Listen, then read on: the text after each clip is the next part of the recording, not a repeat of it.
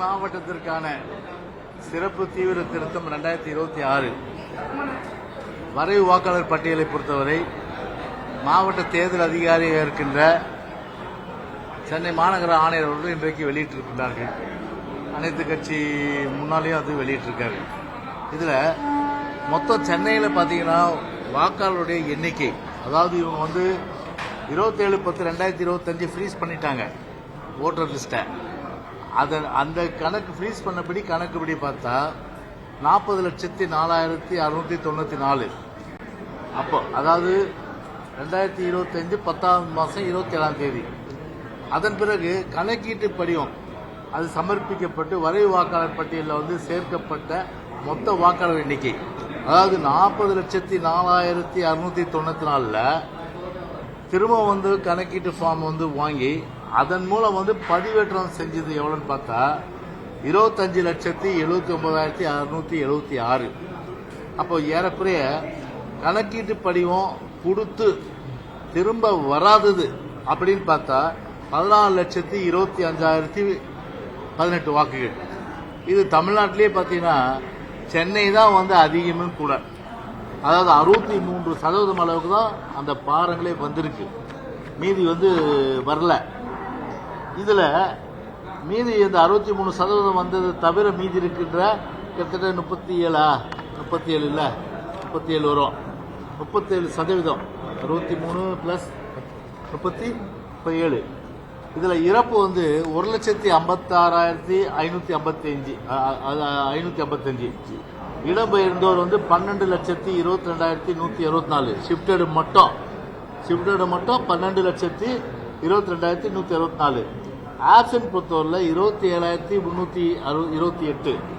இதர இனங்கள் 199. ரெட்டப்பதிவு 18,772. ஸோ இதுதான் நான் வந்து சொன்னபடி 14,20,000.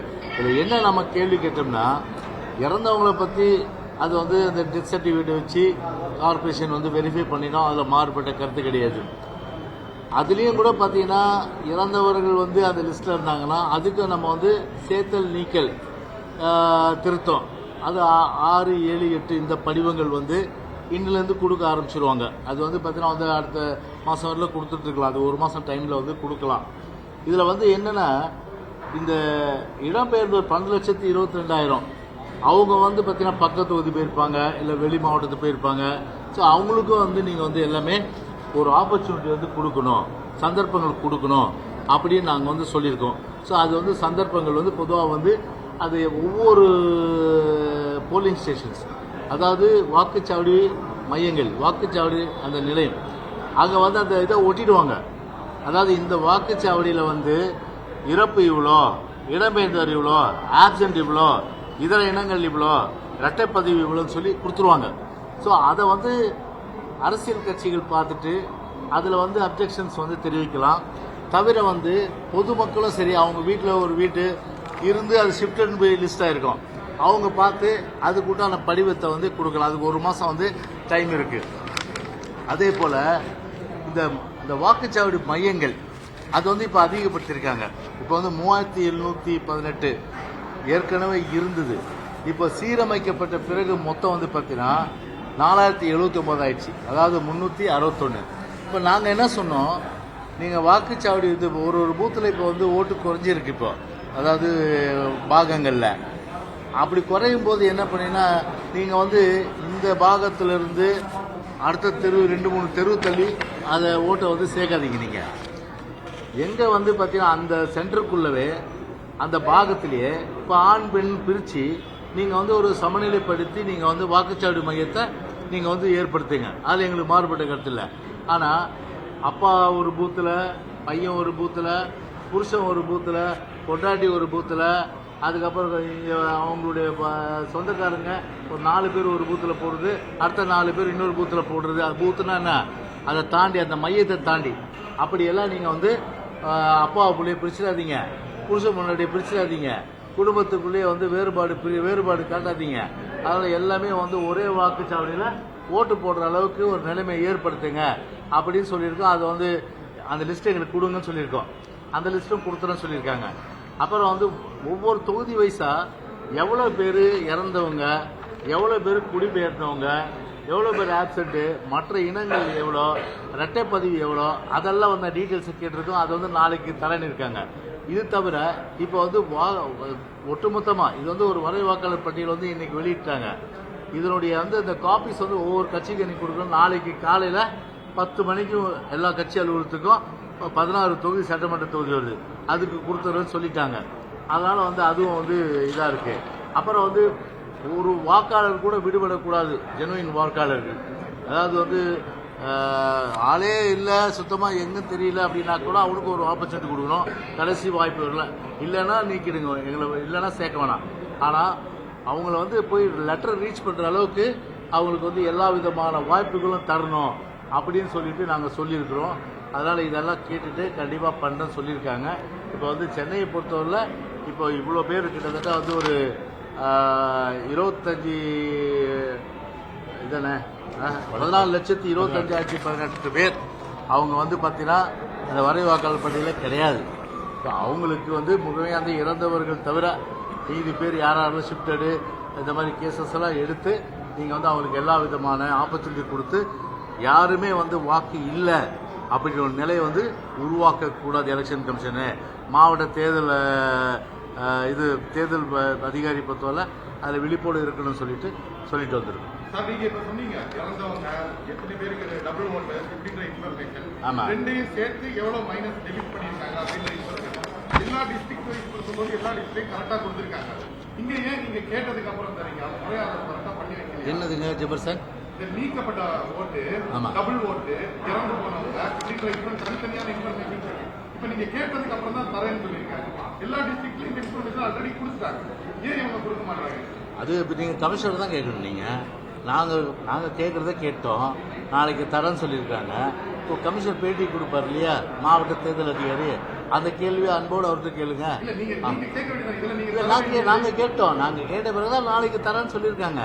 ஸோ நாளைக்கு தந்த பிறகு எங்களுடைய கட்சி BLA 2 இருக்காங்க இல்லையா, BLA 2 அவங்க வந்து வீடு வீடாக போய் பார்த்துட்டு நாங்களும் என்ன பண்ணுவோம், முழுமையாக வந்து யாரும் வந்து அந்த வாக்கு மறுக்கக்கூடாத அடிப்படையில் கண்டிப்பாக பார்த்தீங்கன்னா அந்த ஜனநாயக கடமை எல்லாரும் ஆற்றுன்ற அடிப்படையில் எங்கள் கடமையும் இருக்கும். இப்போ நல்லது நடந்திருக்கு அப்படின்னு உங்களுக்கு ஒரு விஷயம் அருமையான கேள்வி கேட்டீங்க. நான் இதுக்கு முன்னாடி சொல்லிட்டேன், SIR ஏன் அதிமுக வர இருக்குது, அதான் பாயிண்ட்டு. கிட்டத்தட்ட 20 வருஷமாக பண்ணவே இல்லை ஒரு ஸ்பெஷல் இன்டென்சிவ் ரிவிஷன். SIR சிறப்பு தீவிர திருத்தம், சம்மரி ரிவிஷன் பண்ணுவாங்க, சுருக்கமுறை திருத்தம் பண்ணுவாங்க, அது ஆண்டுக்கு இருமுறை. நாங்களும் பல முறை எலெக்ஷன் கமிஷனில் பெட்டிஷன் கொடுத்தோம். இறந்தவங்கெல்லாம் வந்து எலெக்ஷன் நேரத்தில் திருட்டு ஓட்ட போடுறது அவங்க பேரில் வராங்க.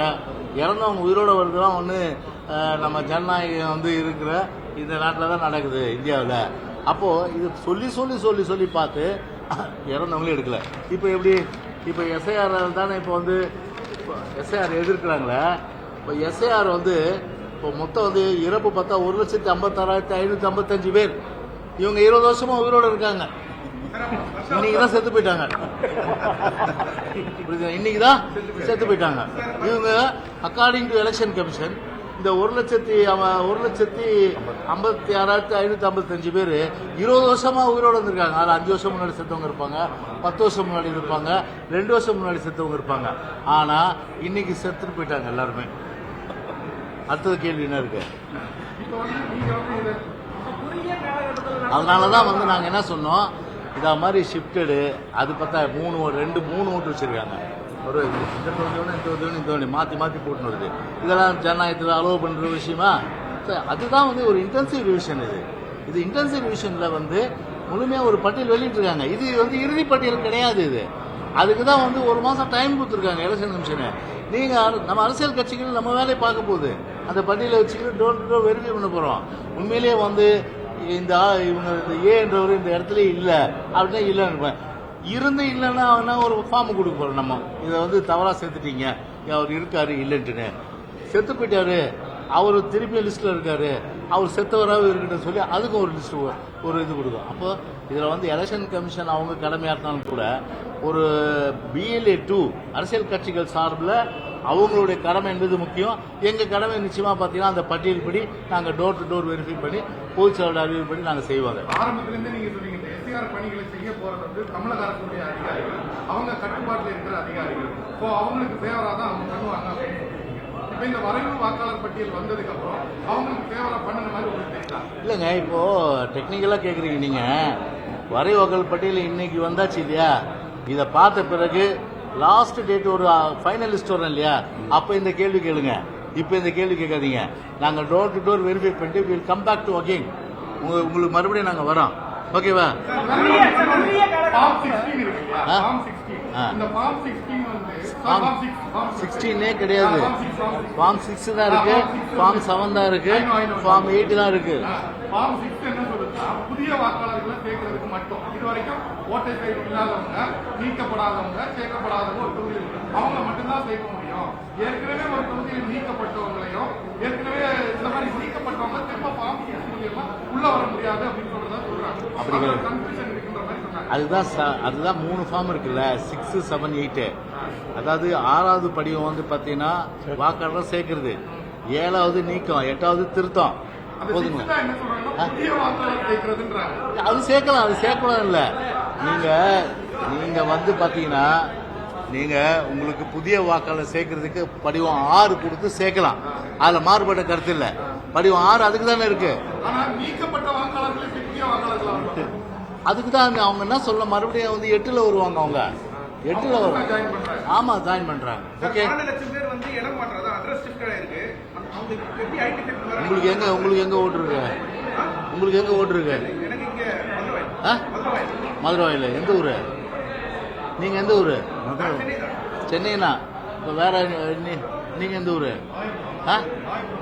ராயபுரம். வேற எந்த ஊரு? ஓட்டு மட்டும் போட்டிருப்பா. நீங்க எந்த ஊரு? அதேதான். நீங்க திருவள்ளூர். இப்போ சென்னையில தங்கியிருக்கீங்க. சென்னையில் உங்களுக்கு ஓட்டு இருக்கா? திருவள்ளூர்ல ஓட்டு இருக்கா? அங்கதான் இருக்கும் உங்களுக்கு.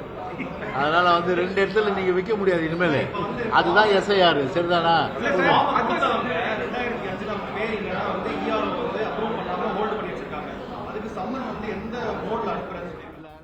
பிளே ஸ்டோர் மற்றும் ஆப் ஸ்டோரில் இருந்து பாலிமர் செயலியை QR கோடு மூலம் பதிவிறக்கம் செய்யுங்கள். செய்திகளை உடனுக்குடன் பெறுங்கள்.